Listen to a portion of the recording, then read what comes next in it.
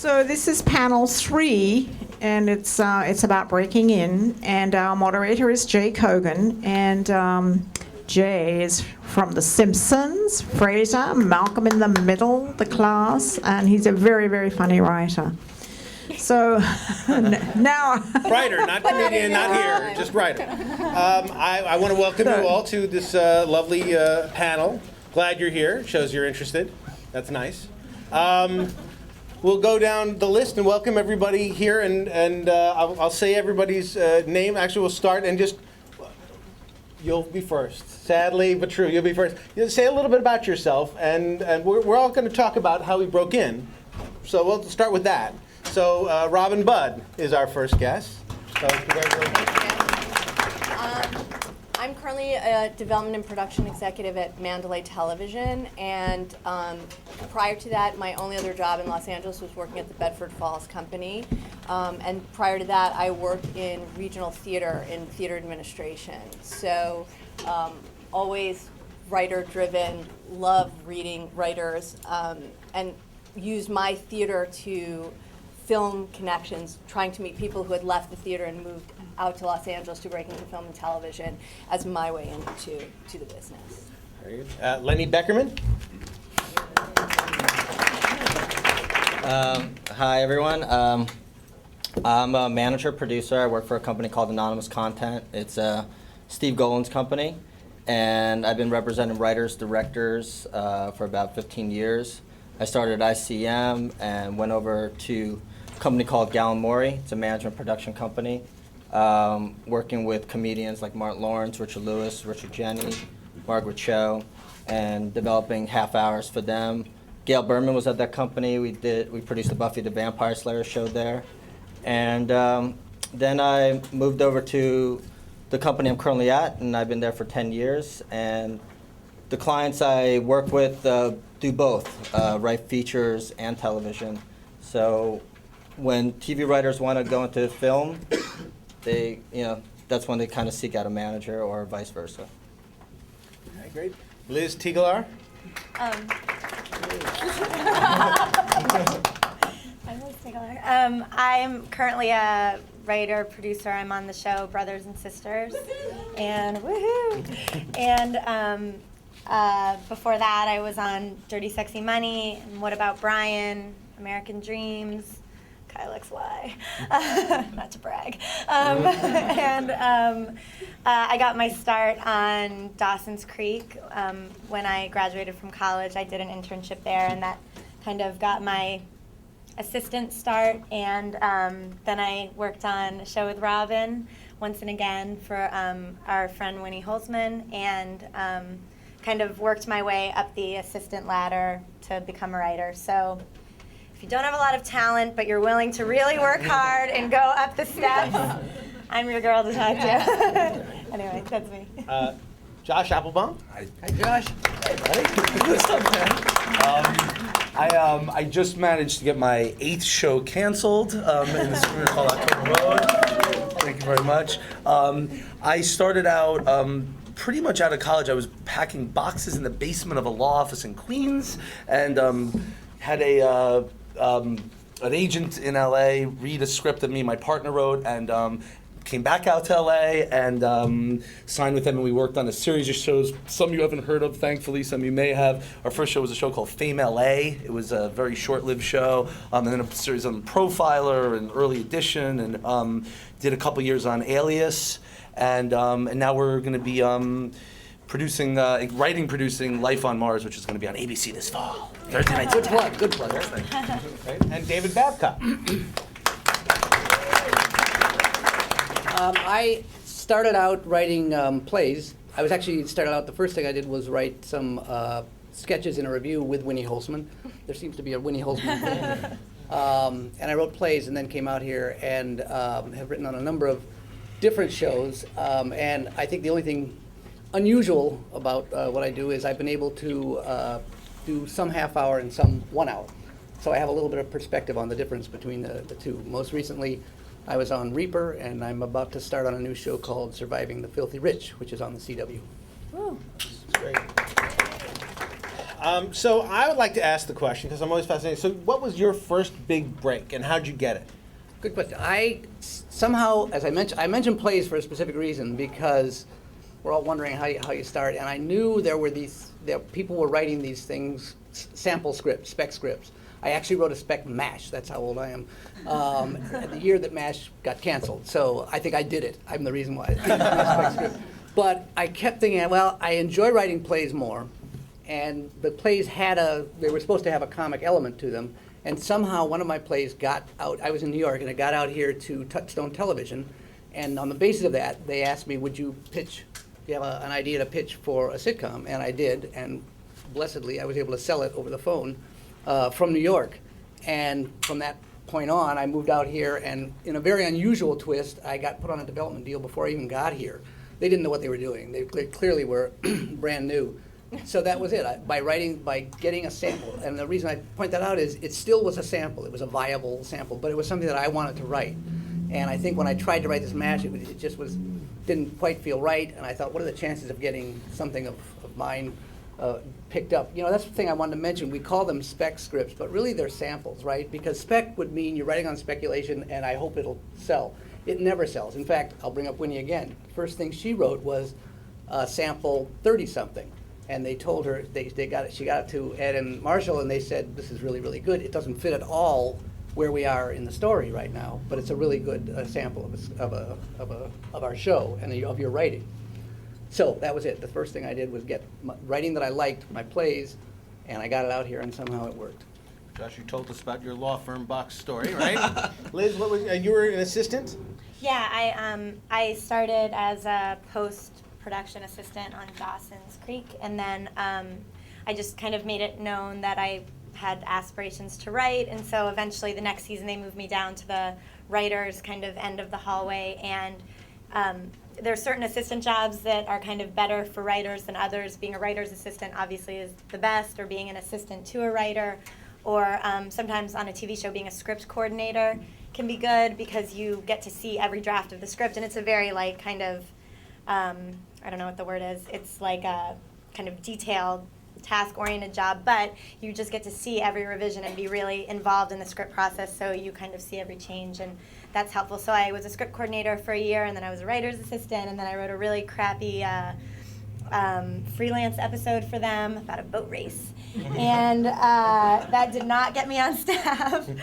So I quit. I didn't quit because I didn't get on staff. I stayed one more year as an assistant, and then I'd run out of assistant jobs to do, basically. So I decided to kind of, I took 6 months off and watched the whole series of 90210 on FX. But after that, I got the job working for Winnie, and then that really kind of took off. It was very much like being in grad school and getting to read, a zillion My So-Called Life scripts, and she was doing Wicked at the time, and it just was a really good kind of opportunity to learn. And then that led to being an assistant on American Dreams. So that was my last writer's assistant job, and I wrote another freelance for them. And then that time, it was not about a boat race, and I didn't massively screw it up, and I got on staff. So I kind of had and the whole time I was an assistant, I was obviously writing spec scripts and doing a lot of little things on the side. I wrote for an animated series called Totally Spies, and Love that show. Dawson's great show. Dawson's had a website which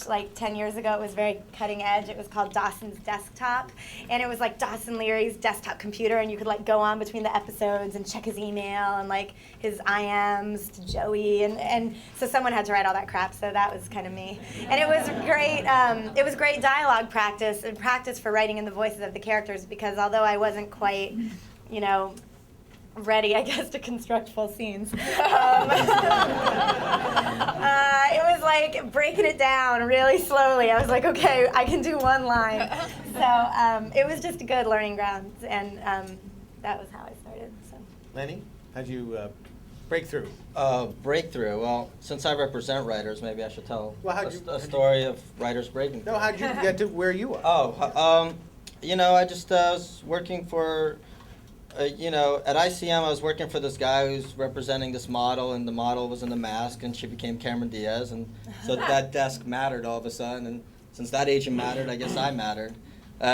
So I parlayed that into getting a job at a management company, Gallimore, and we represented all these comedians, and they were doing shows all the time. And you know, that was back in the day when you have one good set at the Laugh Factory, and you know, ABC and CBS would give you a half-hour deal, a show. And so Richard Jenny and Tommy Davidson, Martin, Roseanne, everyone had a show. So my schedule was always packed. And so it was a lot of fun, and you meet a lot of writers. You get, you know, people are very creative, and that company didn't represent, you know, the whole literary manager thing wasn't really even around 10 years ago. It's kind of a new racket that people created these days. So that company didn't have any literary manager, and so they promoted me, and I started representing writers because we had tons of talent at that company, but we didn't have any writers. So we figured, why not start representing writers and directors and kind of keep it all in-house. So that's kind of how, you know, they just promoted me, and I started selling specs and some shows, and here I am now. Cool. And Rama, how'd you get Bedford Falls? You said from plays. Yeah. So how'd you make that transition? Well, when I first came out here, I literally had no connections. I had one girlfriend who was an actress who like let me sleep on her couch till we found a place to live. And I had a lot of meetings, and every time I talked about working in theater, I met a lot of executives, and the garage gates would come crashing down in the middle of my job interview.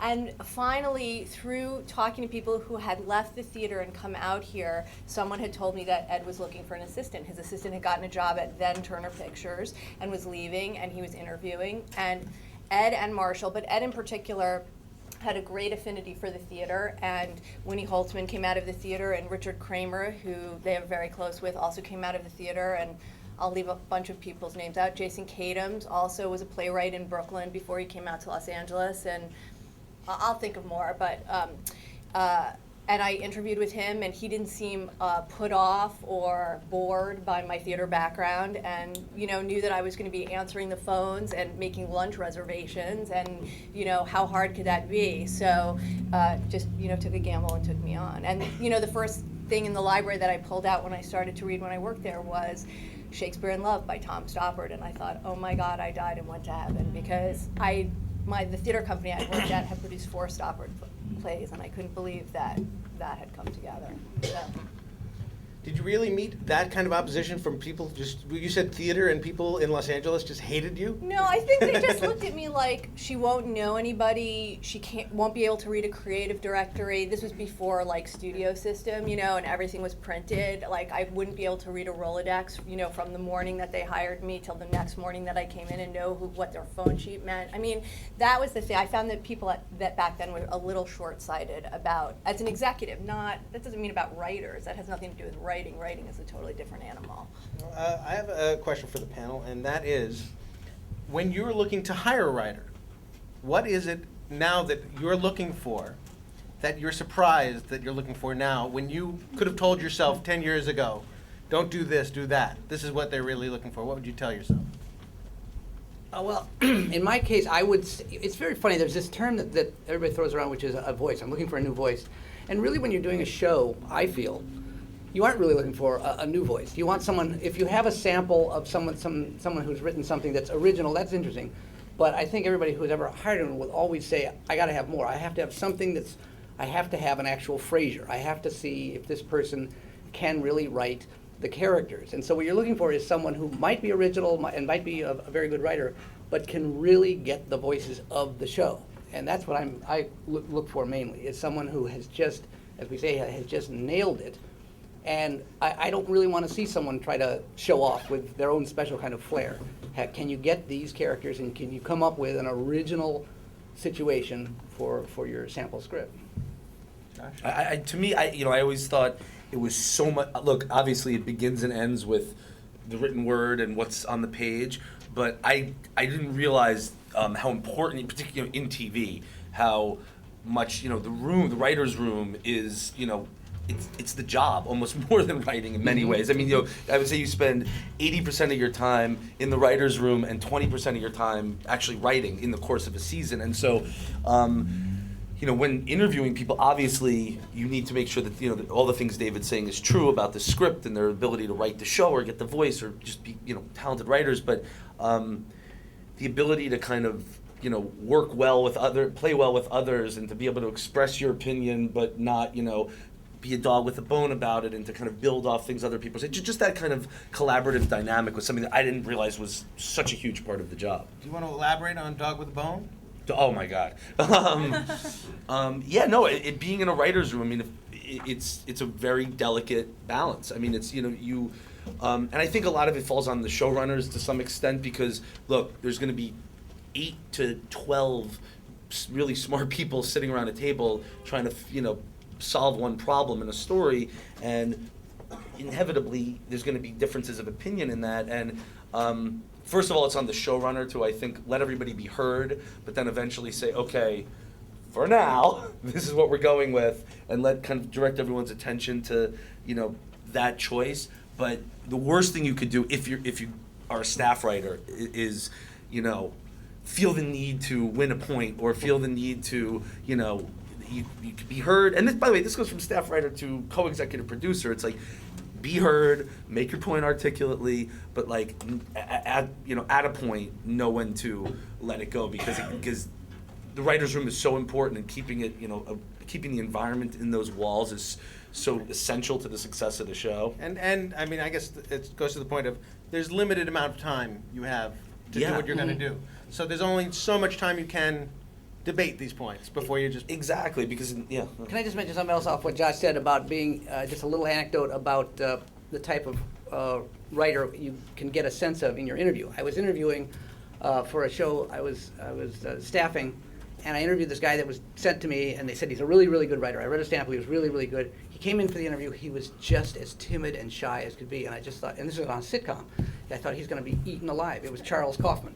And he just was so nice, but just barely said anything. I think he will just be devoured, they might actually put him up and throw him around, So I didn't hire him. Clearly he was down. I wonder whatever happened to him. I don't know. I worked on a sitcom with Charlie Kaufman. Did you? Yeah, and he wasn't eaten alive. He was fine. Yeah. But he was very shy. He was Yeah. one of those guys in the corner who just every now and then said a joke, like a joke every 3 weeks, but it was a good joke.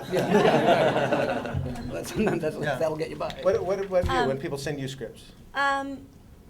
Well, I actually had a different thought, because I think they both have summed it up pretty well, in terms of staffing, because I was always on the side of trying to staff and get a job, and then I did a pilot that didn't go, but even if your pilot doesn't go, you don't know it, so you still have to go through the motions of staffing, which then is really painful and embarrassing, while you're in the middle of a meeting with somebody and they're like, yeah, you're not picked up. You're like, I guess we're done. But one thing that's been interesting to me, because before I ever was on the side of interviewing people, I was like, I don't understand how people get these jobs. I would go meet on Crossing Jordan or something, which isn't really my thing, but I would just be bawling, I can't believe they didn't hire me on Crossing Jordan, don't they see? And I'm I did a forensics project in 7th grade, I'm they don't understand. But I just didn't understand how people got them, and then when I was on the other side of it, I realized, how much, and this might sound kind of depressing, but I don't think it ultimately is. I think it's better to know. One is that people like to hire people they've worked with before, and that's just logic. As soon as I had to make up my list for staffing, I was well, who are all the people I've loved working with? And I was and who are all my friends that are like me and never can get jobs, and I know they're talented and great, and so I want to hire them. And so it's that's how I started building my list, and it's just been interesting after the pilot, because before the pilot, I couldn't really get... I would have meetings, but no one would consider me. And then I didn't really, all I had done was one thing, and then people's attitudes would be so different. There was this one guy who's a great guy, but he probably hasn't hired me, and not Josh, although he hasn't hired me a couple times. There was a guy who's probably 3 times not hired me, which is fine, but then... Is it really fine? No, it is. No, he's the nicest guy. I wouldn't have hired me either. He's right. No, it was, it was for Ghost Whisperer, a bunch of different things. But anyway, and then after the pilot, they were oh, he's a big fan. And I was really? I'm big fan?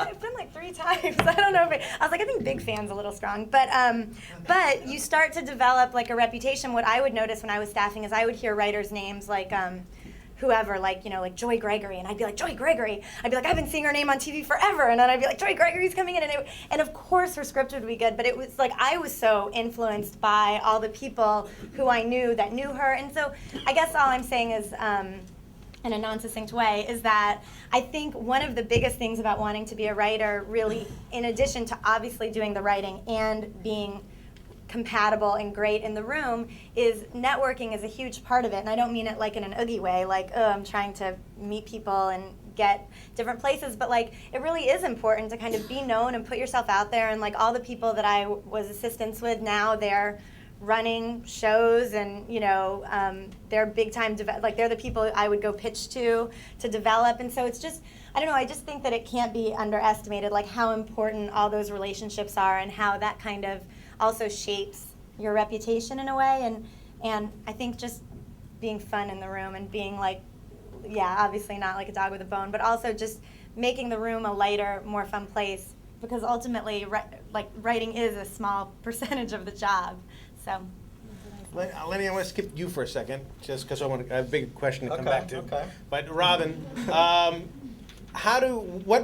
what scripts pique your interest, and how do people who may not have credits or may not have done anything, how do they get to you and show you stuff? Do I have to answer that actually directly? Or can I answer it a little Not in indirectly? general. How would one get to a person like you? Well, I guess the first thing I would say is one way a person can get to me is through relationships, in terms of if you're not represented by someone, then there has to be some kind of referral to come in to get into a production company, because most production companies of any size have a no unsolicited submissions policy, which is only because there's only so many hours in the day, and there's only so much reading one human being can do in their lifetime. So I would say that's one way to come in. And then the other way that I look for new writers is, you know, I'm always reading all the newspapers, looking on the internet. I'm looking at what's being done in the theater. I'm looking at, you know, books. I'm looking at essays, short stories, you know, from any different kinds of areas. It doesn't have to be a spec sample or a spec screenplay of an existing show. Is that answering your question? Yeah, and then also obviously through representation. Right, and if you have a representative call you to somebody who is new on the scene, who doesn't really have any credits, since you probably get a lot of people calling you all the time, what things sort of stand out for you? Say, oh yeah, I'm kind of interested in this person, or I'm kind of interested in that idea, or kind of interested in this. I actually try to be an open, interested party to almost every comer, especially if it's coming from someone, a representative who I know. And I really try to read everything with a completely open mind, because you never know where. Actually, I'm always looking for a new and original and surprising voice. And the way that I came up working out here and working at Bedford Falls is that Ed and Marshall always looked for writers whose voices were in concert with theirs, and actually they never read any spec episodes of anybody else's show or their own show, because they felt that you were writing someone else's original idea. And if they could find someone whose original sensibility and the way that they dealt with characters and their psychological underpinnings of their motivations and their structure kind of fit in with them, then they'd be interested in meeting with you. And their way of producing television was very different than almost every other company that I've ever talked to any other executive, because they didn't actually have a writer's room. And Mandalay, where I work now, you know, we have Brotherhood on the air on Showtime, and it's a very small group of writers. Actually, this year there are only 3 writers writing the episodes, and last year only Blake Masters, who created the show, and Henry Brummel wrote all the episodes. So that room is a very intimate room. And so they were looking to work with people in a more one-on-one way, and so really looking at that relationship was most important to them. So actually, in some ways, I make the job a little bit harder on myself, because I have to I'm reading a lot of things looking for specific voices that aren't necessarily fitting the exact profile. Now, Lenny, I saved you All for right. a little bit last, because I think a lot of people here and a lot of people when they start out say, how do I get representation? How do I get somebody like you on board so that they can get to somebody like her? So, and what do you look for in the world of, I know that you probably have lots of established people, and then every now and then Absolutely. you pick up somebody new. How do you decide? You know, I go back to original voices. You know, people could send me spec scripts or, you know, sample scripts, and to me, you know, if you send me a Dexter, Boston Legal, you know, back in the day, tons of Simpsons, obviously. You look at it and, you know, you kind of say, all right, well, you know, it's not bad. But for me, original voices is what matters most. I mean, original pilot, original screenplay, that's really big for me. My business model in general is not really staffing, because there's everyone has an agency and they have about 40 agents with their territories, hounding down showrunners and their time of crisis, thinking whether their pilots are going to get picked up or not. So my business model is really, you know, I've sold more shows than I've staffed writers, ironically. And so what I try to do is try to get an original voice, original writer to come in, know that he has samples that could back it up, and start developing an actual show. And, you know, I'm lucky at the company I'm with because we have a lot of filmmakers. David Fincher, Gore Verbinski, Mark Romanek, tons of, you know, prolific filmmakers. And so those guys, they don't really get asked by their agency, hey, do you want to do TV frequently? So the irony is that I could potentially develop a great series, get a big filmmaker on board, and sell it. What I've noticed, and you guys probably noticed too, in the last 5-6 years, filmmakers love TV.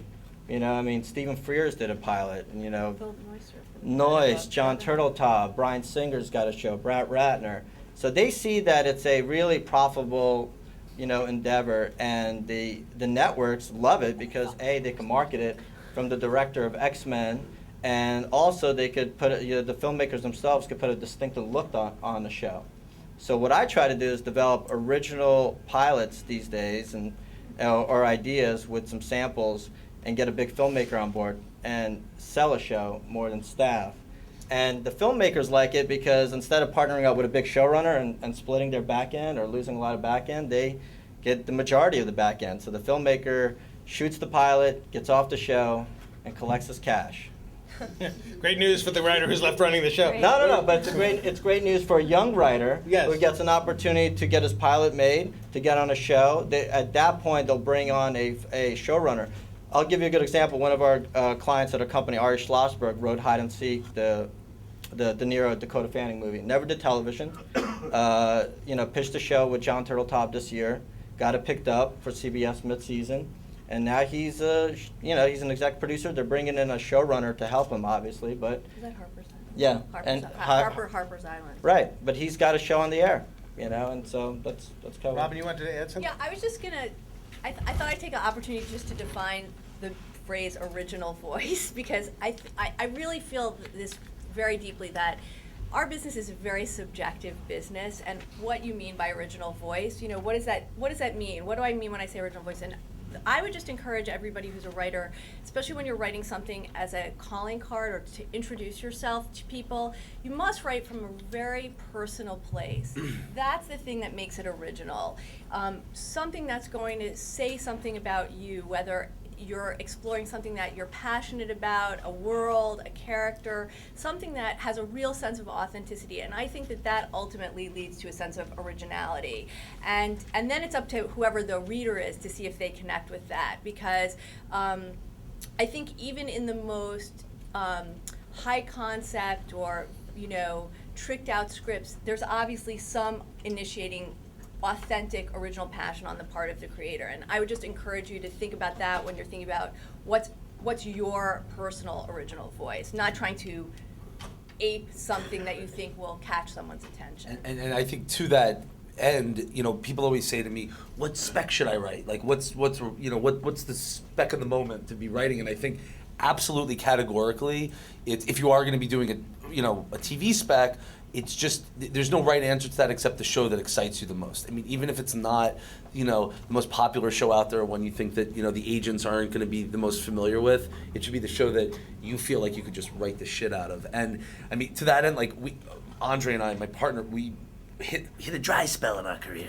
and we were like, and our agent's like, okay, you need another spec, and the show that, because we're losers, and forgive me, Writers Guild constituency, we were obsessed with Survivor, which had just come on the air, and we literally wrote a Survivor spec, and we were just like, it's the thing that, like, it's all the drama and the stuff, and we wrote that, and that was that's what we got hired on Alias with. JJ read that and was like, this is fucking fantastic, and then, and it's something that conventional wisdom would tell you, you're out of your mind, but it was just something that we were like so into, and it sort of showed on the page, and I think that's really important. But I've seen like somebody wrote a Dick Van Dyke show, like recently. Right. It was really good, and other people I saw wrote an I Love Lucy, and it was awful. So it really is also, it's smart to do something out of the box, but Absolutely. you have to execute. What was the one? Didn't somebody do like the like a My Two Dads, where it was like a big orgy or something? It was like a famous one, like, I right? think they actually did that on My Two Dads. Yeah, exactly.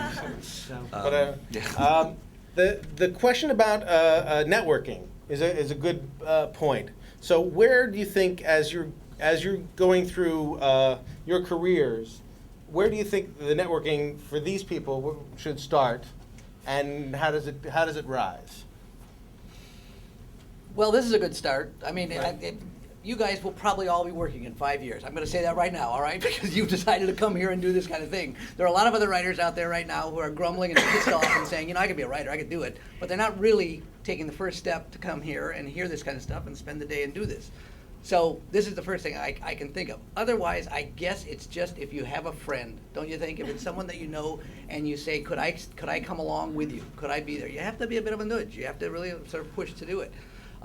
But I really commend you guys for doing something like this, because it means you're serious about it. And as I say, you're not just pissed off and mumbling and saying I could do it, but nobody recognized my talent. Yeah, I don't know if this is either inspiring or discouraging, but I mean, the way that my partner and I first broke in was I was working this famed law office in Queens. He was working at the Gap at the Beverly Center. He was working. A girl that he worked with was moonlighting at the Cheesecake Factory in Brentwood, and she waited on somebody, an agent, and he asked her out on a date. She said, "I'll only go on a date with you if you read my friend's spec script." And 8 months later, that's the agent we signed with. We've been with him for 12 years, and so it's like it's so fucking random. Like, it's literally that thing of like just. But I think part of it. But one thing I will say is that.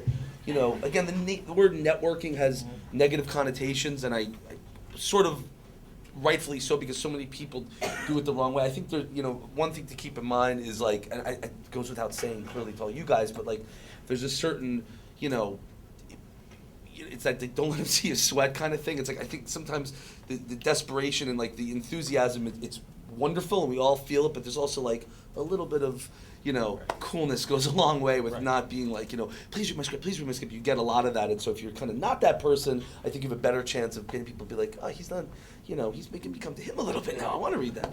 Did they work out? Your friend and Not even, no. Not even no. She's a smart girl. No. I will, although I'm a moderator, I will add one thing. I think that living a creative life, you will automatically network. If you write plays, you'll be working with other people who act in plays, and you'll be picking who art direct in plays, who might also be writing other things. If you make movies, if you make things for the internet, if you lead a creative life that's not just insular and in a room, that's networking too, and that's valuable because other people who want to work with you will also bring you to do other things, and you will rise. All your friends will rise with the same tide. At least it seems that way. That when people who start out working at one place all seem to rise up. Can I just say one thing? Yes. that what Liz said before, because we're talking about networking, and I just think that is a really hard way in some ways to break it. I think what Liz said is the smartest thing, which is try to get into the business even on an assistant level or something like that. I just don't think that could be emphasized enough, because then it's not about going to a cocktail party and harassing somebody in the corner. It's about you're actually getting the respect of people like in a work environment. But those jobs just seem to be as tough to get as writing jobs, right? Yeah, they definitely are. Call Liz, she'll hire all of us. Yeah, come on. They are super competitive, but I do feel like, I have friends that struggle with that a lot. They're out here and they're writing, but they don't want to obviously give up maybe the kind of non-writing job that they have to pursue writing. And I think for me, like, I always think, I don't know how I would have done it if I had just not been in an environment that was all about writing all the time, or you know, the process of making a TV show and just being around that. And I mean, I almost think it would be impossible. I don't know. You know, unless you're just super talented, but maybe that's just me.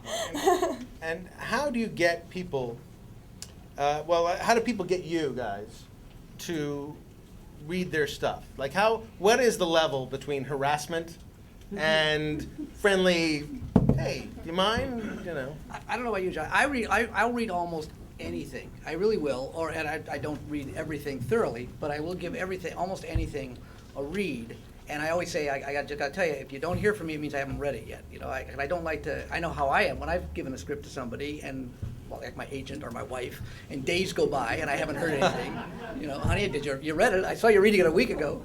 But then I'll call you as soon as I have read it, and I'll be very honest. You have to be somewhat circumspect. We're all extremely sensitive still, right, about anything that we've turned in. But I will do it and read it, and I'll be honest, and then say, I think you need to take another shot at it, I've never actually said I don't think you should do this. Sometimes I should have said that to some neighbors, you know, who were giving me scripts. Have you ever read a script out of the blue and said, wow, this thing is unbelievably great? Yeah, I have, but that was when I was in a staffing position. I have a script. I read sample Frasier, and I wrote on it no good. And it turned out to be much later. I was on staff with a guy, a really good writer, who went on to win Emmys. And I thought, Jesus, wait, now his name is familiar. I dug up the script. No good. It was his script, you know. Yeah. So that's how much I knew, you know. Maybe it wasn't good or something like that. But like I say, I'll try to read, you know, almost anything. And I do agree. The idea is just to try to get the script in there. First of all, you have to have a script. It can't just be, I could write something, but, you know, or it's all up here. You got to actually have something. I think it would be. I don't know about you guys, but I'm surprised. Like it's not. Yes, my parents, you know, friend at the gym is sending us. You know, her son is sending me scripts, but it's not the deluge that you might think it is. I mean, it's not as many people you think kind of have the balls to actually say, you know, just kind of cold call or say like, hey, you know, would you read this? So it's not. I'm with David. Like I'll tend to read, you know, everything that I can that comes across my desk. It's partly good faith because someone read our stuff, you know. Right. So you feel like there is everybody got that, a certain exactly. brethren and sisterhood that we A lot sort of of owe writers it. feel that way. Yeah. Yeah. And it's fair, but you know, then there is the line between someone asking you, "Will you please read my spec group and give me your thoughts?" and a stalker. So Yes, exactly. people- Yeah, I think also, I mean, what I kind of have taken up a new strategy with this, because I do a lot of teaching, and so it ends up being a big, once you leave the class, it's like, you get like, email, you know, can you read my script, can you read my script? And it just would be hard to read like 18 scripts, but usually the new thing that I do is, like someone the other day sent me an office spec from a class that I had taught, and I just wrote back and I said, before I read it, I need you to articulate like what you want from me, basically. And not like in a rude way, like what do you want from me, but more like, tell me why you're sending it to me, because are you sending it to me because you want thorough notes, because you want to go back into it? Are you sending it to me because you really just want somebody to say like, good job, and pass it to an agent? Like, what's your kind of agenda? And I feel like that's a new thing that I've kind of developed, and this person wrote back and said, you know, I just want to know kind of, am I in the ballpark? And so it didn't feel like he wanted thorough notes, but he wasn't saying, go, you know, I want you to pass this to your agent either. So it helps me to clarify, like, what are they thinking? What's the person hoping to get out of this? Because then I can honestly tell them like what I can provide them. Like, I could provide you thorough notes. You know, I only will pass something on to my agent if I am really blown away by it, and don't be offended if I'm not. You know, that whole thing. And I think lately I've had some experiences of like, you know, a friend's husband or something send a script, and it's great actually now, because now he's starting to work in the TV industry in New York. But I had an experience where, you know, he wanted really thorough notes on a pilot, original pilot, which I also think if you're just starting out, even though it is so important to kind of like have your original voice and hone it if you want to work in TV. Like, I think what David's saying is so correct in that you're hired to match and mimic. Essentially, you're hired to mimic somebody else's pre-established voice. So I think you have to, I mean, I learned to mimic way before I discovered what my original voice was, and still I'm not always that sure, but I can match better at times, and now that I've written pilots, that now I kind of know what my voice is. But one of the things with this writer was, he sent me this pilot and it was all over the place, and I mean I just went through and I gave like detailed notes, like there's nothing set, you're not setting up something and paying it off in the end. This is a half blah blah blah form. I just went crazy on it. And he emailed back kind of defending why the pilot worked. And I was like, okay. And so then and my feeling was like, it takes a lot of time to kind of go through somebody's script. And, I could be like doing my own. And so it kind of got me thinking. And now when I teach, I like to really stress, it's really important that if you ask somebody to read your script, that you're willing to hear what they have to say. And not that I know so much more than this guy, but I mean, I kind of do because I work in the field. I mean, it's subjective, so someone else could say she doesn't know what she's talking about. Maybe he goes on to be something great, and sure, it has no setup and payoff and makes no sense, but that's the new thing. Like, I don't know. I mean, I told some girl, I taught a class, and this one girl before Big Love was like, I think I want to write a pilot about polygamists or, and Mormons. And I was like, who would watch that? I was like, no way. I mean, so what do I know? But anyway, the point is that I think it's really, and this is almost like the most important thing, I think, to being a writer is learning from people who you've made at least enough of a decision to think that they know more than you, that you're giving your material to them, and then taking what they say defenselessly. Like, when you work on a show, you have to be so defenseless because, I mean, when you write in general, you hand in your stuff, and nobody gets it, and you don't get an opportunity to explain why you thought something was funny. They just go, yeah, what is this? And you're like, oh, cut it. You don't get to sit there and argue why your joke's funny. It's not. They didn't laugh. Forget it. And so it's just, you kind of have to be tough about it and be receptive. And I think that that's a really hard thing to learn, and because you understand something so much in your head and it made so much sense to you and you put so much thought into it, and that's all good. But now, how is the person who you're asking to read it perceiving it, and what's their interpretation? And so I just think it's important that if you want notes, you need to want notes. But people don't really want notes. What they want you to do is say, this is fantastic. Where have you been all my life? Let me hire you. Yes, I think sometimes people, of course, deep down, that's what we all want. But at the same time, I think, I don't know. When I was, more just starting out, like, I really did want, like, I would take an outline before the writer had written it, and I would just write a scene, and then I would wait and see what their scene would look like when it was handed in. And of course, my scene was shit and their scene was great. And I'd be like, why is my scene shit? And I'd be like, well, not everyone has to enter into a scene, and not everyone has to leave at the end of the scene, and not everybody needs to like speak the subtext, and whatever it is. I'm like, well, what is it about my? So I think that some people actually, if you truly want to be a writer, then I think, there has to be a part of you that does want the feedback and wants to learn. And I think that that's the only way to do it. Like, I don't know. I'm just writing the note, not everyone has to speak the subtext. I want to remember this. That's good. Question for the panel, which is, in the marketplace this year as you see it, what do you think the marketplace wants? Is there anything, do they just want everything? Is there specifics?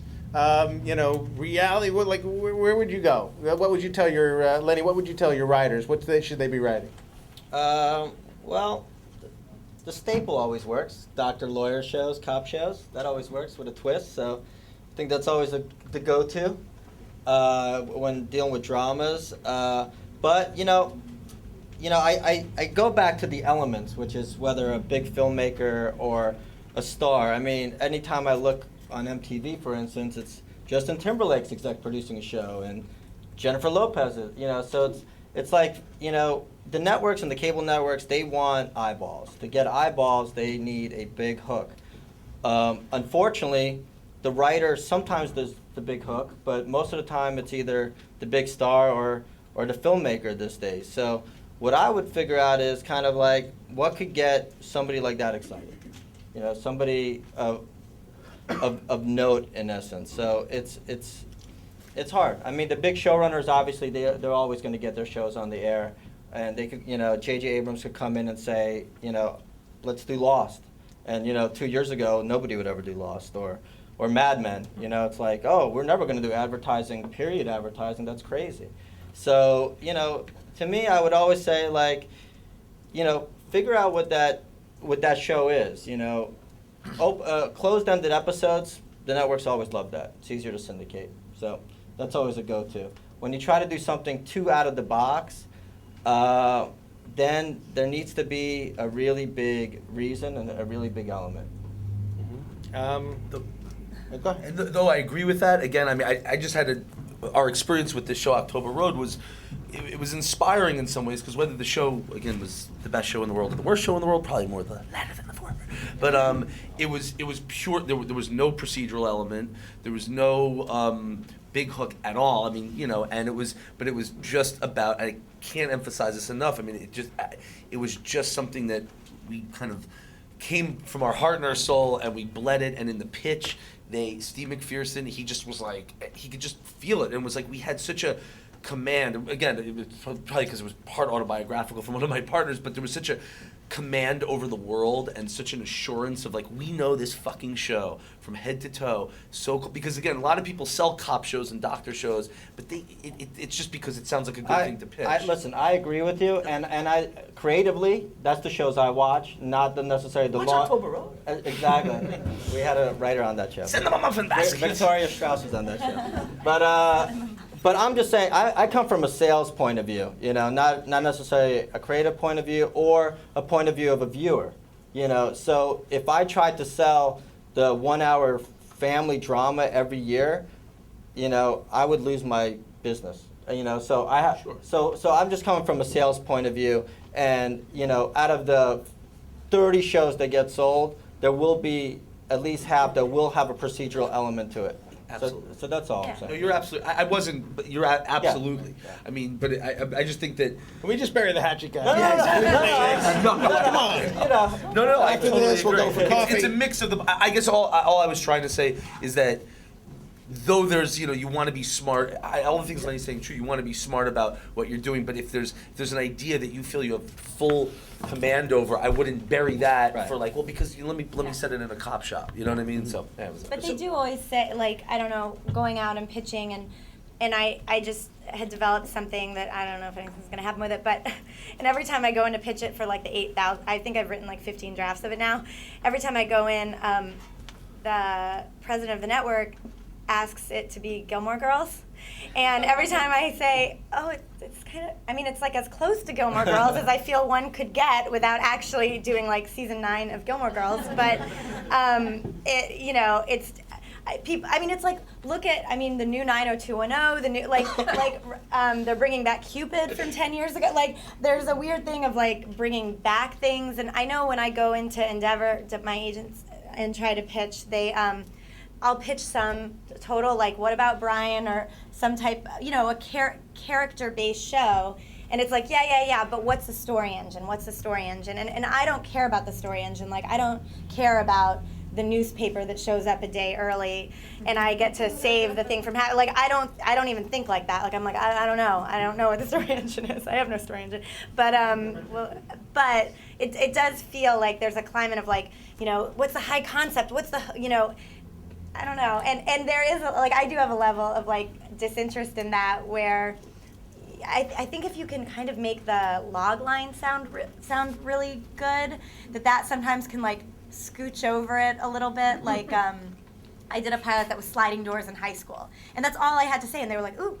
And they didn't know what I was talking about, and it probably made absolutely no sense, but it was like, that in that, great, or this meets that, terrific, or Grey's Anatomy in a, I don't know, elevator, great, like, whatever. It just, if you could just take things that people like and smush them together, somehow that sounds appealing. I don't know. It seems like that's, Liz, if I'm not wrong, that's the first time we've used the word character on this panel, and character is so important. It sounds like a cliche, but for me, I agree, Lenny, a hook is a great thing, and you got House, you got Dexter, these oddball kind of guys, but a workable character dynamic you can't go wrong. Yeah. If you have at the heart of something, and I think that's why Gilmore Girls lasted as long as it did. Yeah, It was absolutely. a workable, and Will and Grace, anything like that. Plus, if you add into that problems, whenever I write a pilot, I always try to think, have I got a lot of problems here that we're going to be able to mine, let's say, for 5 years and not a day longer? It's exhausting. But is there that? And you look at something like Everybody Loves Raymond. Absolutely the simplest. You would have thought, well, that should have come along a long time ago. In-laws live across a thing, wonderfully acted, wonderfully well written, but there was a very recognizable character dynamic at the heart of it, and they had a lot of problems. And so you want to be sure. I've read pilots. People have given me sample spec pilots. They've given them to me. I thought maybe that's a movie, but it's over. There's nowhere place really to go with this. Well, in terms of this panel, which is true, I mean, the basics of writing are a fact, are just a given. Yes, fantastic characters, interesting stories, plots, and all that stuff. And there's too little of it always. And when you get to write Everybody Loves Raymond, it's the thrill. Because it's like, oh yeah, it really does work. This character dynamic is so much fun. But I guess the reason why we haven't been talking about it so much is the assumption is these people all have the greatest scripts in the world. And then how are they going to sell them, I guess? So to that end, I would ask Robin this question, maybe that you know or have a thought about, which is the difference between what we would watch. Lenny, you said the shows that you would watch, but there's the difference between the shows you would watch and the shows you could sell. Right. So why is there that difference? Why is it that you can sell certain things, and the networks get really excited about it, versus a show that you'd really like to watch and be interested in? Well, personally, I'm actually asking Robin this, okay. but Okay, so go ahead. Go, Robin. Can I answer that in a different way? Sure.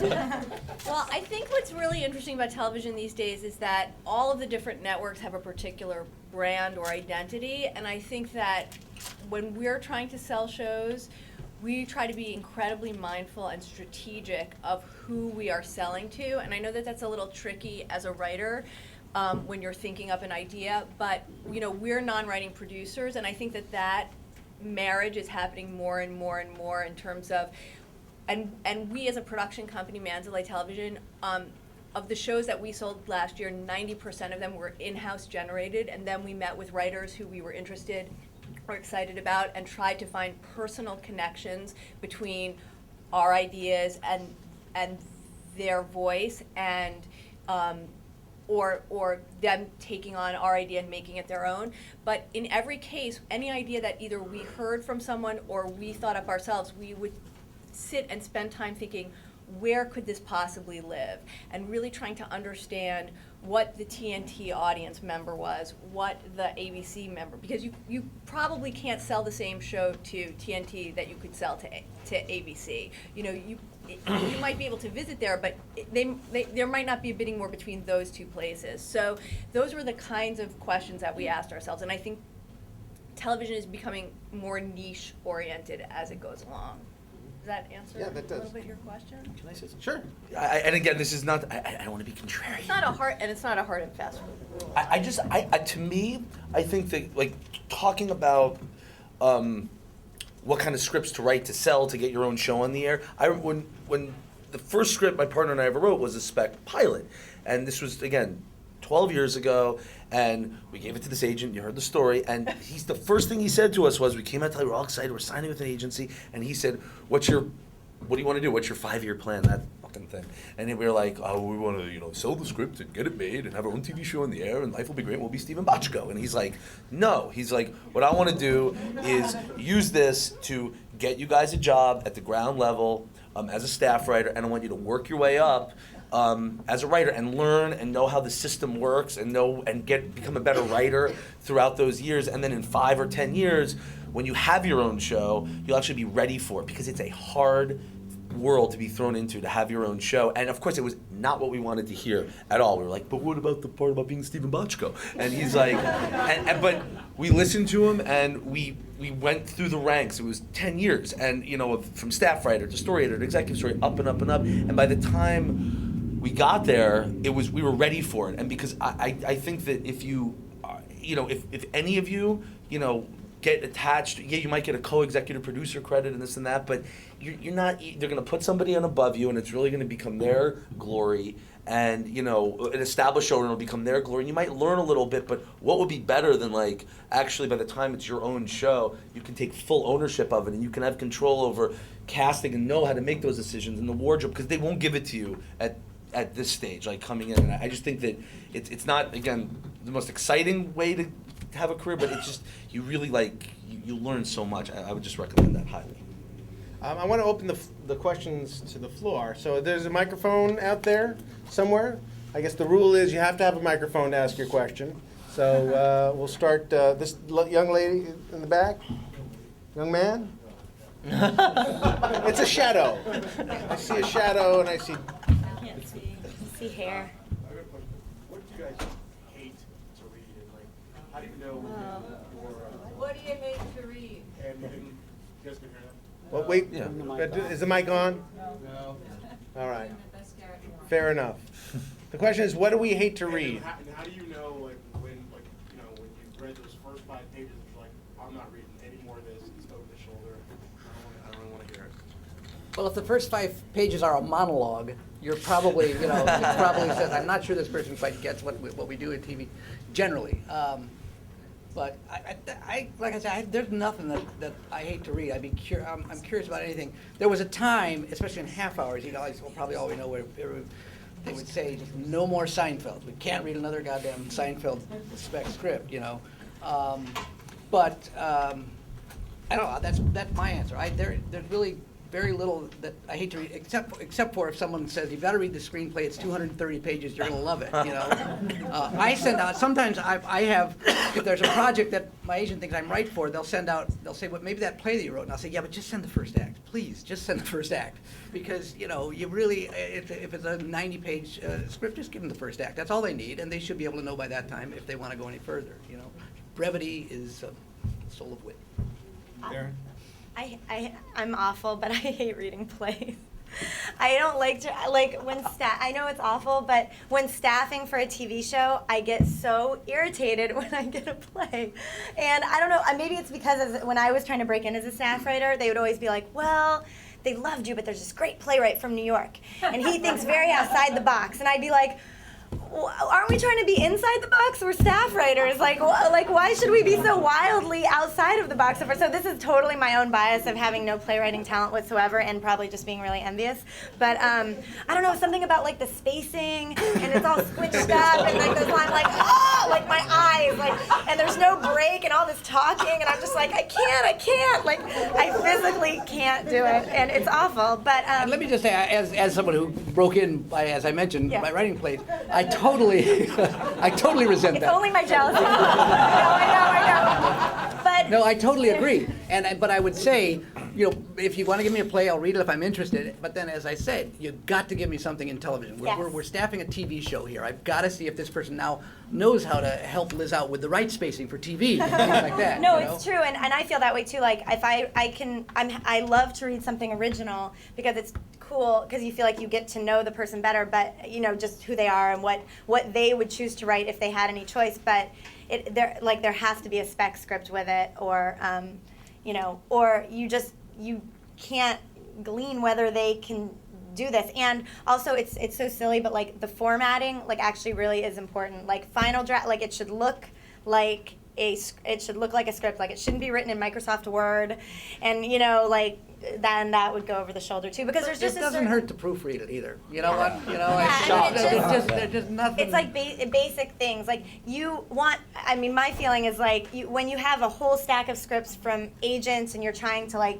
please people and find people, it doesn't take that much for you to, for me at least, to stop reading a script. So there needs to be no reason to make you stop, formatting.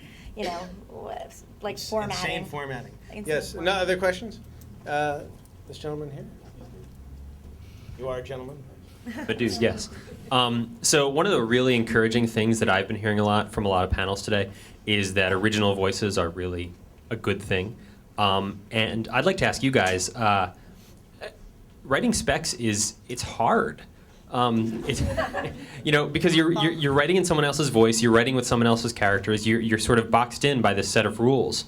And I was wondering if you guys had any strategies for dealing with the writer's block, specifically spec writer's block, that stems from To that. me, it's simply enough. Assuming you're, again, whatever that show may be, it's like you want to have as many episodes as there are, or scripts there are of that show, and I think if you get stuck on it, it's like just pop in another DVD and like just keep bathing yourself in whatever that show is as much as possible. Like you couldn't like be like when we went on to Alias, we came in on the 3rd season, and like it was just when I was writing that first script for them, there was just nothing better like just to fucking have that thing on in the background, like on the constant, because like you were just, it was like, you know, hypnotically, you know, osmosis, like, you know, just getting into the show. That's If you're taking on a script, we assume you connect to it in some way. You know, there's some part of it. I was last year when I was going through staffing, and I was fortunate to get interviews on some really cool, interesting shows, really different things. Reaper was an interesting kind of thing,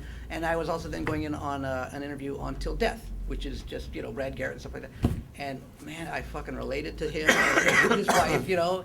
And I said to my wife, I didn't get the job, but I said to my wife, I could probably write this in my sleep, because, you know, it's a couple that's been married for 20 years.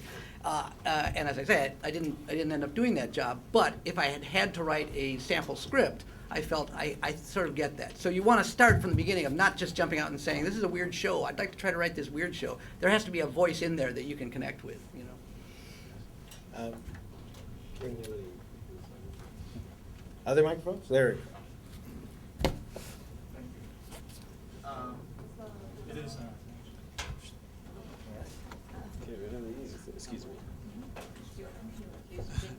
Hello. I wanted to talk about the room dynamic. Let's say you get your very first job. How do you not go in the room and be completely intimidated, but at the same time not try to, you know, overdo it so that you don't seem like you're intimidated? How do you strike that balance?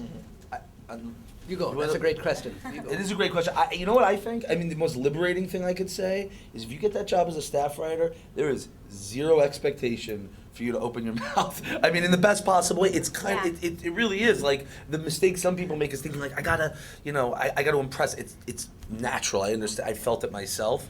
But the truth is, everybody will be completely satisfied. There's gonna be enough voices. People would prefer you didn't, yeah. They really do. I mean, and you know, and be, you know, if once a day you pipe in with something, that's really enough. And it's about you. Truly. No, it's true. Yeah. I mean, and I think being selective. Like when I was a staff writer, I definitely had like so much enthusiasm for the show and would just want to chime in. And it definitely. It really doesn't win you any points. Like people would prefer. I mean, there is a hierarchy in the room, even though like my philosophy is everyone should have an equal voice. But there is something to be said for kind of experience and the ladder. And so I think I think it's always fine to sit back. Like it's very rare that somebody would be like, and he never says anything or she never says a word. It would much more be like, oh my God, that person never shuts up. Like, you know, and that's what you will hear. And by the way, we're talking about day one. I mean, you're saying about that initial insecurity. I mean, obviously, as the season progresses, you know, you could be, you know, coming, you know, that could change. But I also think, and I'm sorry to be sucking up the oxygen in the room. I also think that given that, because I don't want to just say be quiet and sit there, because I think another way to handle it is not feeling the need to talk a lot, but also like if there's something that like you really think is great or you're really into, type it up.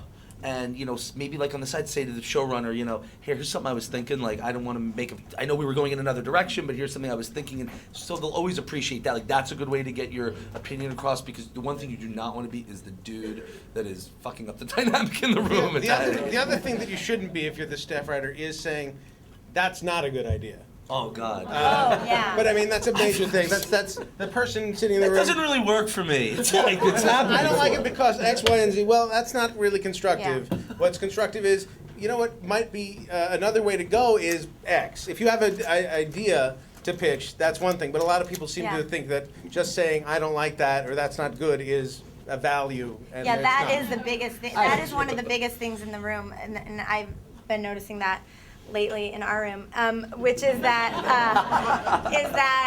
there sometimes, you know, people will just say like, well, that doesn't work at all. That doesn't make any sense. Well, how could it be? But they won't have like if you're going to shoot something down, you have to back it up with a fix. Like, don't give a note if you're not going to also take a step further and say, okay, to me, this is why this story doesn't work because this doesn't equal this, but what if we did this instead? Like, you have to, it's really easy to sit in a room and go, well, that doesn't work. Well, that's a crappy idea. So I agree with that. And I think that you don't hate anybody more than a person who just starts unraveling everything and offers no solution.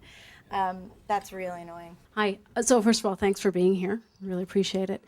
This is a question for Robin.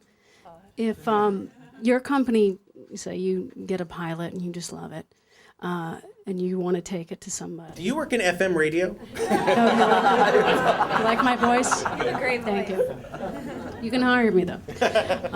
So what's that process like for you? You read the pilot and you're like, oh, this is awesome. You meet the writer, you're like, oh, this writer's awesome.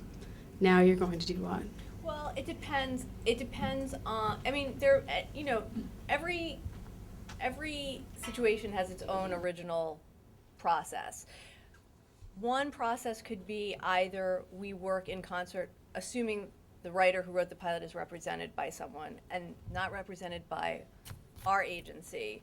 We would work in concert with your agent and our agent to strategize on what's the best way to present this to any number of buyers. Do we just go in with you and whatever your pedigree is? Do we find a director for it of a particular stature and match that up? Do we find a piece of talent and actor who might have a deal at a certain place where we think this might be an appropriate place to set this up? If you are an inexperienced writer, do we find a showrunner who we're close to, who we feel would be a good marriage, and make that introduction before taking it out? I mean, so there are any number of ways. I mean, it all starts with the responding to the material and having beginning a dialogue with the writer. Is that? Any questions from this side of the room over here? This gentleman. My question was, you mentioned before, setup, payoff, et cetera, What's a good way to learn, say, being a staff writer, to learn those basic rules, which I think it seems all you guys know, and will maybe break when appropriate, whatever. But just to know what are the 101s of it. Watch TV. Hey, I mean. Yeah, and I think definitely reading scripts and just seeing. I mean, when I teach, I sometimes break it down like if people are just going to write scenes, and if you kind of look at scene writing 101. I mean, this doesn't happen in every scene, but if I just take brothers and sisters, like usually they'll be talking about something in the beginning of the scene, and then they'll talk about whatever the story point is that's supposed to move the story forward, and at the end they'll probably bring it back to what they were talking about at the beginning of the scene, and have a little like button or like a little fun thing at the end. So it's not like obviously every scene isn't that.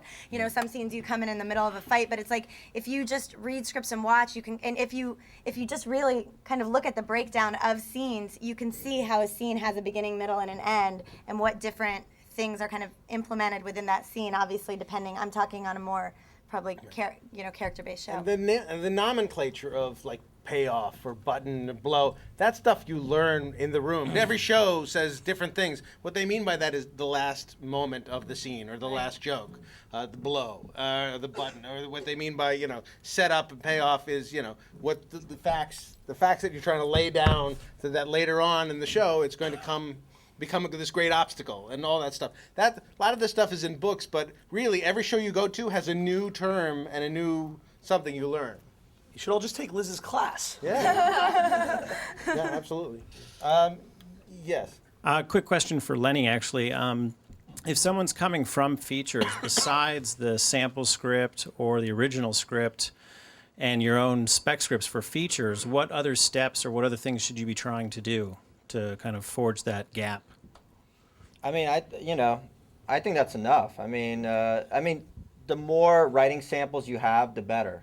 So if you have, I just think the more writing samples you have, the better. So if you have an original idea, you have a bunch of, it'd be good to have sold a script in some capacity before pitching a show, whether sold it as a feature to a studio or, it's good to have a sale of some sort. Just being completely brand new will have its obstacles. But, I'll give you an example. One writer, I sold a feature a while ago to MGM, and then he came to me with another feature, and we got that feature to Ted Demme at the time. And Ted said, hey, you know, this feels like a TV show. So we took that feature and we took the first act and said, that's our pilot. We took the second act and said, you know what, that's a 13-episode arc. And we totally dropped the third act because there's no need for closure. And we took that in. We took that feature in with Ted, and we sold it to CBS that year. And it was called Wingman that year, and as a half hour. And then that writer, they partnered him up with a showrunner, wrote a half hour with those showrunners. Cool.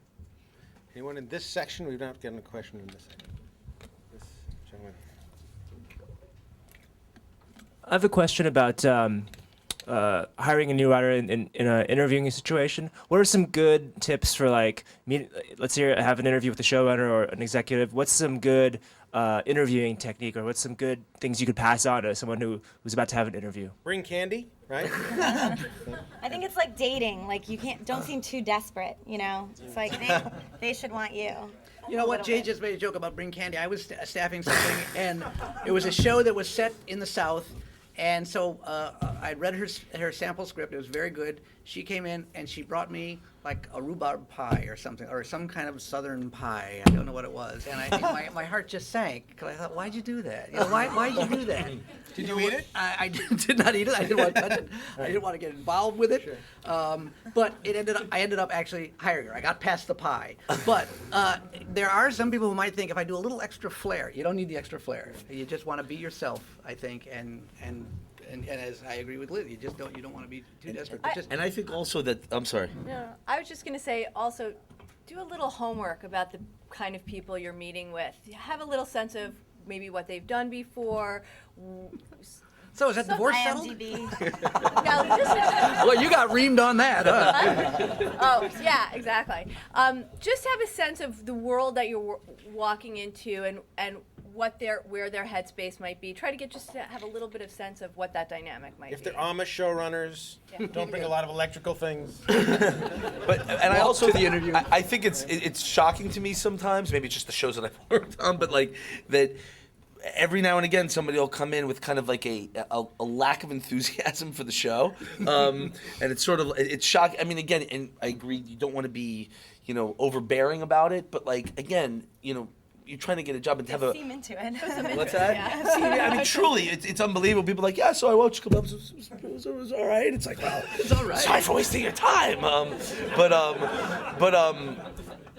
I would just and have a familiarity with it. I mean, again, some shows it's ridiculous. You can't watch if you're going in for ER. You're not going to watch all 24 seasons of that. But having like a real facility with the show and an enthusiasm for it, even if it's not completely genuine. When you're staffing a show, everyone who comes in or every smart person comes in basically says, your show is the best show I read all year. Right. And every single person who comes in actually does say those and words. And we love it.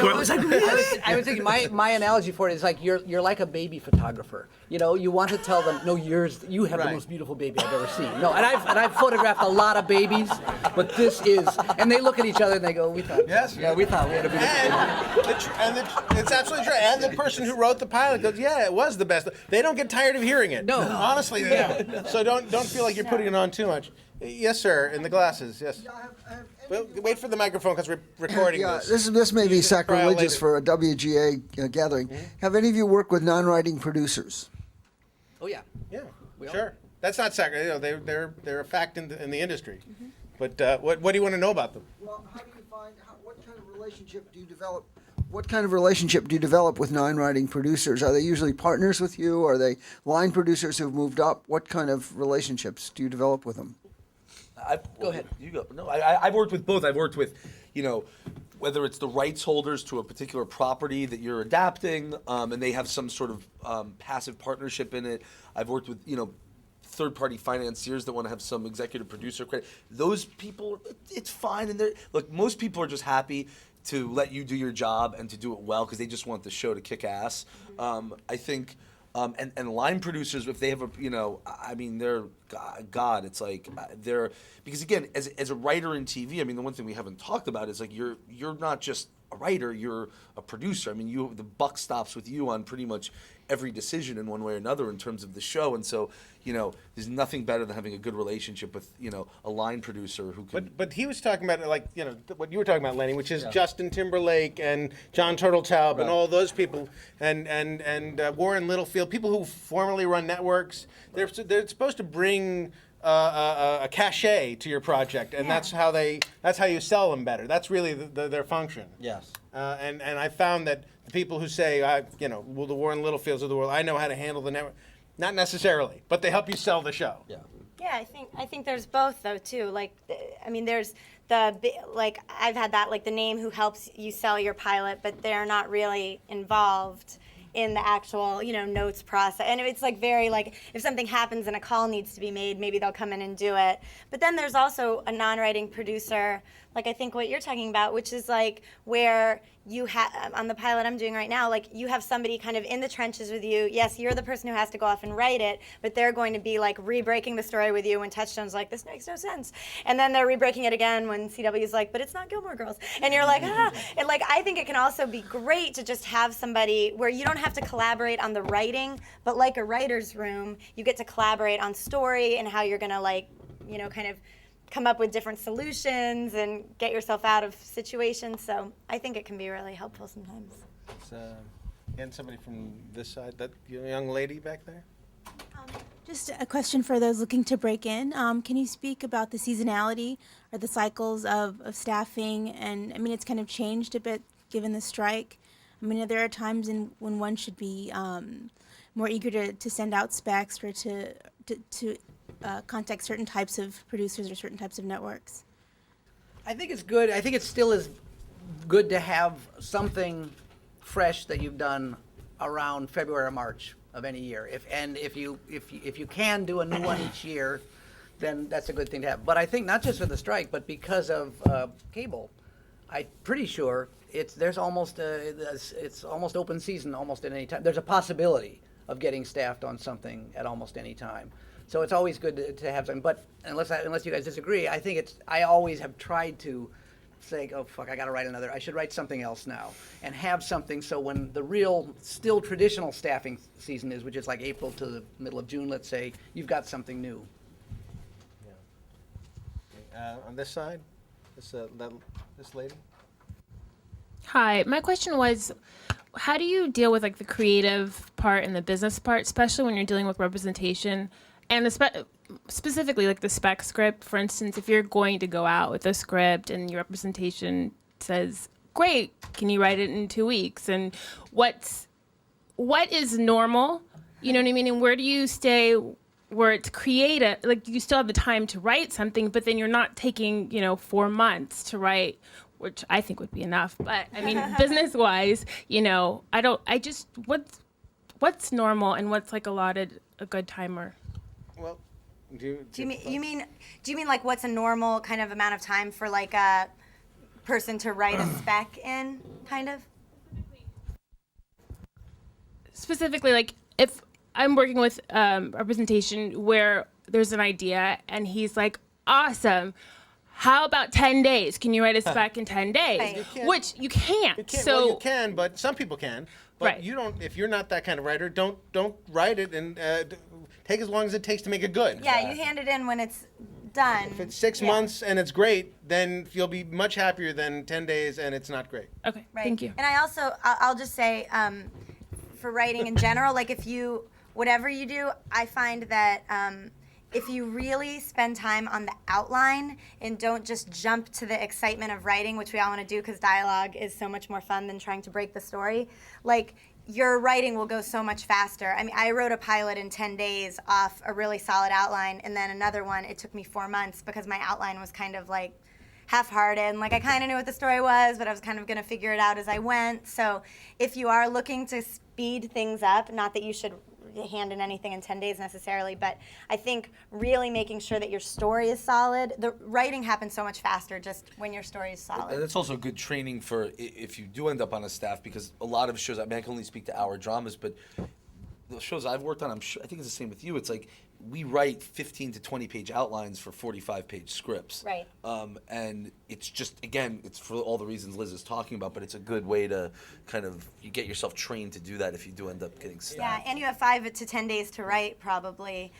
Comedies Yeah. are exactly the same. We also write 15 to 20 page outlines for 45-page scripts. So there Is you that go. right? Yeah. Oh, wow, I didn't know I didn't know that either. I learned something today. There you go. Red hat over there. Color red always attracts attention. Thanks. I think this question might be best for Jay, but I was wondering what the environment is like on an animated series as opposed to working in live action. If like Very colorful and amorphous and move around. specifically television, 'cause I know you did a lot of work with The It's Simpsons. identical to any sitcom and any writing room as I can imagine. There's a lot of sort of tired Jewish men sitting around in a room. It's the same. It's people come in every day, and sit around and try to break stories. And really, the outlining process is all there is. And then, trying to get the showrunner to say yes to something, and they finally do. And it's exactly the same in animation. The only difference in animation is what you're talking about has no limitation in the terms of amount of sets and the amount of characters and the amount of plot you can shove into a show because everything can be condensed and faster. But everything else is identical. And the other difference is in The Simpsons, it used to take 6 months to do a show. Whereas on a normal multi-camera sitcom, it's much faster. You can go from script idea to finished show in a matter of weeks or days. In the back, this lady, yes.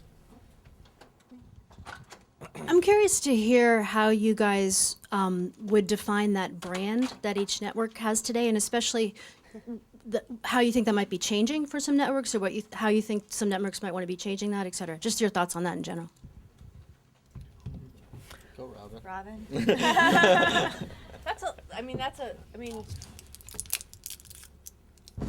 Without bogarting the entire conversation, I think if you look at the programming, you look at the programming for each network and where you think their target audience is. The CW, for example, the kinds of shows that they're putting on, they're obviously gearing towards a younger demographic versus CBS, say, even though they're always looking to bring in the younger demographic, their shows reach a more grown-up audience, if you will. I don't really know how to be more specific without going down the line. But I think if you look at the kinds of shows, you can see USA has flawed single lead characters in interesting, quirky situations. The premium cable shows look to be more noisy and more provocative and more subversive. I think that's what I mean by that.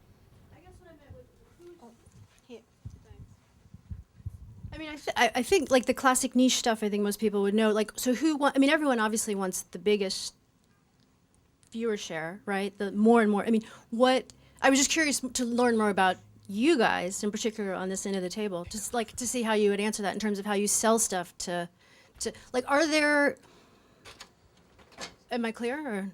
How we sell stuff? We look at In terms of using that idea, because you spoke of that. Oh, yeah. Using that brand, using. Yeah. If we have a high school show that that's fun, then we're gonna probably sell it to CW, maybe Fox, because Fox has done the OC and 90210. If we're gonna do something big, outlandish, noisy, Fox would probably be that type of thing. CBS they like to stay a little more procedural in certain cases. There's always exceptions to every rule, but that's kind of how it works. NBC, Ben Silverman, he's in the remake business right now, so who the hell knows what he wants? Reality gladiator. Yeah, Right. Deal or no deal, sell him that. So it's and ABC jumps around a little bit, takes risks. And I just mentioned Lenny and Robin I think would probably agree with this. Obviously, you want to start with something that you feel very passionate about writing, and you should let them take care of where it should go. You know what I mean? Right. You just Yeah. write something you feel very strongly about. We don't even have to worry about really where it should go. Yeah. Just write a really, really strong thing. I heard that Matt Weiner said, he was asked, what should we do, what should we do? And he said, write your own Mad Men, meaning write your own thing. This was a passion project of his. Mad Men had been around, he'd written it a long time ago. And he said, just write something you feel very strongly about, and then someone will figure out this is actually better for ABC Family. This might be something like that, but you don't have to worry about that. Also, I would say, I don't know if anybody saw the essay that Michael Wright, who's the head of TNT, wrote. It was in the LA Times Magazine a few weeks ago, but all he spoke about was your passion for what your story is. How do you personally connect? And I think that what Josh said is true in terms of if you come in and they can feel, because you're going to have to generate hundreds of hours of stories. So you better have an itch that you really need to scratch about whether it's your mother you're trying to work out your issues with your mother or your father or your ex-lover, or there's a world you're obsessed with. That is what's going to drive, aside from the franchise of the show, that's going to be your own engine as the creator. And the one lesson I've learned in the 20 years I've done this is no one knows what will be good. That's no true. one No one knows at what will be all. good, I think. And Sure. not even you. And so all you can do is write what you think is going to be great. And go from there, because they'll say, if you just write an animated show, Fox will buy. Not true. You have to do what you love and what you think is great. And what's so exciting now is that, I literally, you guys probably speak this more than I can, but in just the last few years, it's like there's all these new networks that are just ready to become the next. I remember it was a year ago when I was back in New York, and some guy gave me his card. He's like, yeah, it was going to be a year and a half ago. He's like, I'm an exec at AMC. And I was like, I literally took the card. I was like, haha, cute little man. And now it's like, I can't get him to return my phone calls. That goddamn card. Yeah, exactly. So let's take one last question from the group here, and you've had your hand up for a very long time. Thank you. My name is Jenna Ryan, and my question is for David and Josh. You said you'd read pretty much everything. How do we get our specs to you? I never said that. Is that on tape? We're excluding this group. This is advice. Right. This is an advice group. So how do you get your scripts to us? Yeah. No. Well, I send it to the office of Liz Tigelaar. Be very specific about what you're looking for. You'll have to work that out on your own. The one question I want to leave the panel with is: imagine these people are your sons and daughters, your very best friends in the world, trying to get a job. I feel that way already. Okay. Down the row, we'll start with you, Robin. What would you advise? What would you say the biggest piece of advice? The best advice my father gave me, and I don't know if this applies to the craft of writing, is that alumni are more loyal than blood relatives. And if you have any alumni connections, and even if you're years and years and years out of school, really go back and reach out. If there's any way, there's anybody who's working in the business who you went to school with, even if you went to high school with. I met a lot of people who were years and years out of the high school. I didn't know them, and that's often a way to open a door. So, to expand your networking. Lenny? Yeah, just being persistent, I think, is very important. Not giving up is very important, and my dad once said, if you're the best at what you do, then it'll be okay, And so my feeling is that you write the best script you can, regardless if it's a sample, an original, a feature. Put as much work and as much time as possible, because regardless if that script sells or doesn't sell, that might be the script that could be your calling card. There's been many scripts of my clients that have never sold, but it was the one that they always look back on and say, you know what, that's the one that opened a lot of doors for me. Well, I think I've said a few things, but I definitely always think the assistant route is a good one. But if that doesn't feel possible, just given different people's situations or work, I just want to tell a really quick story. There were a group of guys that they were assistants on American Dreams, and they literally, they just started making their own films that they put up on YouTube. They wrote, they acted, they got friends. If they knew a friend wanted to be a director, they brought him in. They did it from their fully owned group of people. They got it funded from friends and parents, and they started putting these movies up on YouTube, and they were hilarious. And then next thing I know, they're literally on the abc.com homepage, they're the squeegees. It's a window washing. They're a window washing group. Like it's like a 4-minute episode, and literally now they have a development deal on the Disney lot, like in the Touchstone building. Handsome donkey guys. Handsome Donkey. Oh, yeah. Yeah, and they work for themselves, and they like literally did this in their backyard. And so I just think there's a lot of different ways to go at it.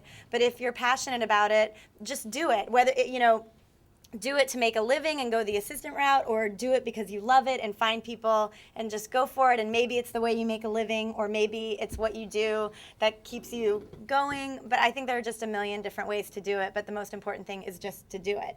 So.